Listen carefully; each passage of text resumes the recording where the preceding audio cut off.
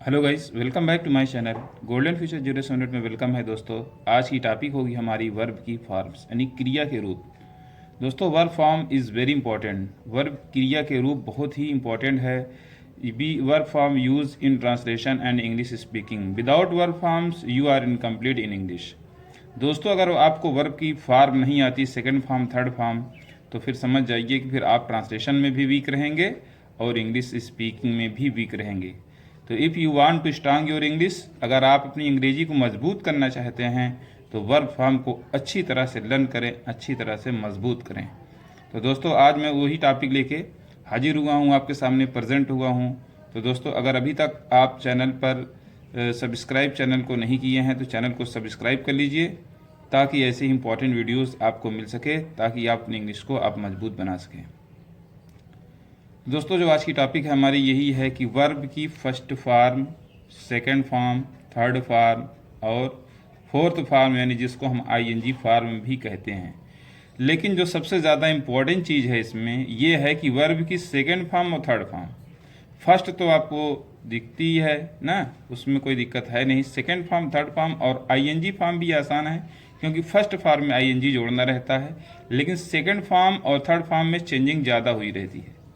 ठीक है, तो आइए कुछ उसी तरह का जो है मैं वर्ब की फॉर्म लेके आपके सामने प्रेजेंट हुआ हूँ। उम्मीद करता हूँ आप सभी लोगों को ये वीडियो काफ़ी पसंद आएगी।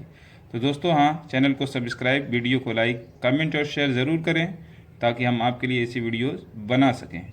जिसमें कि पहला जो वर्ब है हमारा, ये है वर्ब स्लीप। क्या है? स्लीप। स्लीप मीन्स होता है सोना, मीनिंग के साथ इसका, ताकि आपको पता चले। अब उसके बाद स्लीप का जो सेकंड फॉर्म होगा क्या होगा? स्लेप्ट। थर्ड फॉर्म भी वही होगा, स्लेप्ट और स्लीपिंग। और जबकि आप लोग जानते ही हैं कि एक्टिव पैसिव में भी वर्ब की थर्ड फॉर्म का हमेशा यूज होता है, तो इसलिए थर्ड फॉर्म लर्न करना बहुत ज़रूरी है।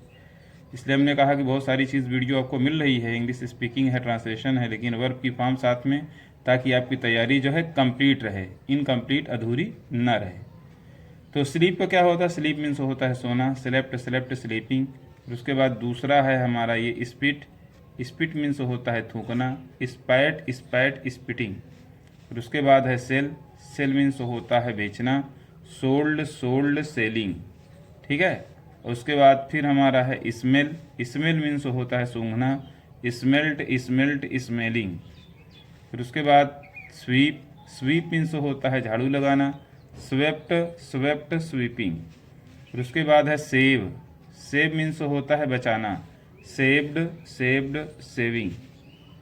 फिर उसके बाद सो मीन्स होता है बोना, सोड या फिर सोन भी हम लिख सकते हैं, लेकिन सोड ज़्यादा सही है। उसके बाद सोविंग। अगला है हमारा सैल्यूट मीन्स होता है सलाम करना, सैल्यूटिंग। अगला है फिर हमारा सर्च मीन्स होता है ढूंढना, इसका second form searched, third form searched, ING form searching. मतलब कि जो कुछ भी आपको ध्यान देना है वो सेकंड फॉर्म और थर्ड फॉर्म में देना है। और ये भी देखा जा रहा है अभी तक कि सेकंड फॉर्म और थर्ड फॉर्म दोनों सेम ही मिल रही है लगभग। ठीक है, लेकिन आप कैसे पता करेंगे कि सेकंड फॉर्म है और थर्ड फॉर्म है? देखिए, आपको मैं पहचान बता दूं कि जो सेकंड फॉर्म होती है सब्जेक्ट के तुरंत बाद ईडी फॉर्म आ जाती है, लेकिन जो थर्ड फॉर्म होगी वो हेल्पिंग वर्ब के बाद आती है। तो जब हेल्पिंग वर्ब के बाद आ रही है यही फॉर्म, तो थर्ड मानी जाएगी। और अगर सब्जेक्ट के तुरंत बाद स्टार्ट हो जाती है तो फिर वो सेकंड फॉर्म मानी जाएगी। जैसा कि आप सोचेंगे ना कि जब second form third form same है तो हम पहचान कैसे पाएंगे कि ये सेकंड फॉर्म है थर्ड फॉर्म है? तो आपको मैं पहचान करने का तरीका बता रहा हूँ कि अगर सब्जेक्ट के तुरंत बाद ईडी फॉर्म यानी जैसे सर्चड यूज हुआ है ना, तो फिर उसको आप सेकंड मानेंगे। उसके बाद जैसे ये सर्चड ये वाला है, जैसे मान लीजिए कि हम कोई चीज़ तलाश रहे हैं, द मोबाइल इज सर्च, यानी इज आर एम या कोई हेल्पिंग वर्ब के बाद अगर यूज है ये, या हैव के बाद यूज है, तो फिर वो थर्ड फॉर्म मानी जाएगी। और अगर सब्जेक्ट तुरंत बाद स्टार्ट है तो सेकंड फॉर्म मानी जाएगी। और दोनों का कभी कभी सेम मिलता है और कभी कभी चेंज भी होता है, ऐसा नहीं कि सब सेम ही रहता है, जो अलग होंगे वो भी हम आपको बता देंगे। ठीक। फिर उसके बाद है जैसे सीम मीन्स होता है दिखाई देना या मालूम पड़ना, सीम्ड सीमिंग। फिर उसके बाद है सर्व मीन्स होता है सेवा करना, सर्व्ड सर्विंग। फिर उसके बाद है सेलेक्ट मीन्स होता है चुनना, सेलेक्टेड सेलेक्टेड सेलेक्टिंग। फिर उसके बाद है शेव, शेव मीन्स होता है दाढ़ी बनाना, शेव्ड शेव्ड शेविंग। फिर उसके बाद है स्लिप, स्लिप मीन्स होता है फिसलना, स्लिप्ड स्लिप्ड स्लीपिंग। फिर उसके बाद है स्माइल, स्माइल मीन्स होता है मुस्कुराना, स्माइल्ड स्माइल्ड स्माइलिंग। फिर उसके बाद है साल्व, साल्व मीन्स होता है हल करना, साल्व्ड साल्व्ड साल्विंग। फिर उसके बाद है स्टैंड, स्टैंड मीन्स होता है खड़ा होना, स्टूड स्टूड स्टैंडिंग। फिर उसके बाद है स्टार्ट, स्टार्ट मीन्स होता है आरंभ करना या शुरू करना, स्टार्टेड स्टार्टेड स्टार्टिंग। फिर उसके बाद है सक्सीड, सक्सीड मीन्स होता है सफल होना, सक्सीडेड सक्सीडेड सक्सीडिंग। फिर उसके बाद है स्टॉर्म, स्टॉर्म माने होता है भूखा मरना, स्टार्व्ड स्टार्व्ड स्टार्विंग। फिर उसके बाद है स्टडी, स्टडी मीन्स होता है अध्ययन करना या पढ़ाई करना, स्टडीड स्टडीड स्टडीइंग। फिर उसके बाद है सफ़र, सफ़र मीन्स होता है कष्ट सहना, सफ़र्ड सफ़र्ड सफरिंग। फिर उसके बाद है स्टॉप, स्टॉप मीन्स होता है रुकना, स्टॉप मीन्स होता है रुकना, स्टॉप्ड स्टॉप्ड स्टॉपिंग। यहाँ पर आप ये देखिए कि देखिए स्टॉप एक है, एक पी है और उसके बाद जो है डबल पी लगा हुआ है। तो आप ये सोच रहे होंगे कि इसमें डबल पी आया कैसे।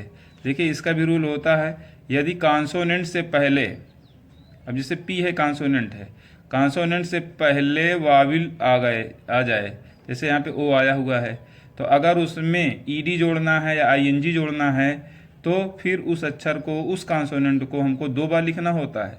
जैसे पी को देखो 2 बार लिखा गया है, सफ़र तो उसी में डबल एफ था, उसका कोई दिक्कत नहीं है, लेकिन यहाँ पर आप देखेंगे और इसी तरीके से रनिंग का है, रन वाला है रनिंग। तो बहुत सारी चीज़ें ऐसी हैं जो इंग्लिश ग्रामर में दी जाती हैं। तो दोस्तों आज को हम इंग्लिश ग्रामर से रिलेटेड पूरा रूल बताएंगे कि ऐसा क्यों होता है। तो इसका रूल होता है कि अगर कॉन्सोनेंट से पहले कोई वाविल आता है और उसमें ईडी या आईएनजी जोड़ना है तो उस कॉन्सोनेंट को 2 बार लिखा जाता है। ठीक है, तो दोस्तों मैं समझता हूँ कि बस इतना ही आपको देता हूँ, ताकि उतना ही दिया जाए जितना कि आप लर्न भी कर सकें और आसानी से आपका तैयार भी रहे। तो आइए एक बार फिर से रिवीजन कर दें। और अगर दोस्तों अभी तक चैनल को सब्सक्राइब नहीं किया आपने तो सब्सक्राइब करके जुड़ जाएं, आपका बहुत बड़ा फ़ायदा इसमें है और आपकी इंग्लिश ट्रांसलेशन, इंग्लिश स्पीकिंग, हर एक चीज़ अब ठीक होने वाली है। बस ज़रूरत है सिर्फ आपके प्रैक्टिस की, क्योंकि प्रैक्टिस के बिना कुछ भी नहीं हो सकता और थोड़ी प्रैक्टिस के साथ साथ लर्न भी करना ज़रूरी है, क्योंकि हर चीज़ प्रैक्टिस पे ही डिपेंड नहीं होती। कि बिना, जब तक हमको वर्ब की सेकंड फॉर्म थर्ड फॉर्म नहीं आएगी, अगर कहीं मान ली ज़रूरत ही पड़ गई, उसके बाद हमको रूल तो बहुत आ रहा है, प्रैक्टिस भी है, लेकिन हम फॉर्म में फंस जा रहे हैं, सेकंड फॉर्म थर्ड फॉर्म में। तो ये हमारी जो कमज़ोरी है वो बिल्कुल क्लियर रहे, ताकि हम कहीं भी कोई भी बिना रुकावट के अपनी इंग्लिश स्पीकिंग को या इंग्लिश ट्रांसलेशन को आसानी से कर सकें। ठीक है, तो जैसा कि वर्ब की first form, second form, third form, ING form यहाँ पर दिया गया था, ये इसकी मीनिंग है।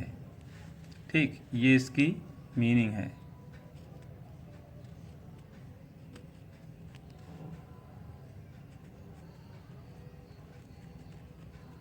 मीनिंग, ठीक, मीनिंग के साथ रहेगा तो और अच्छा रहेगा। इसमें आपको क्या है, तैयारी करने में आसानी रहेगी ना।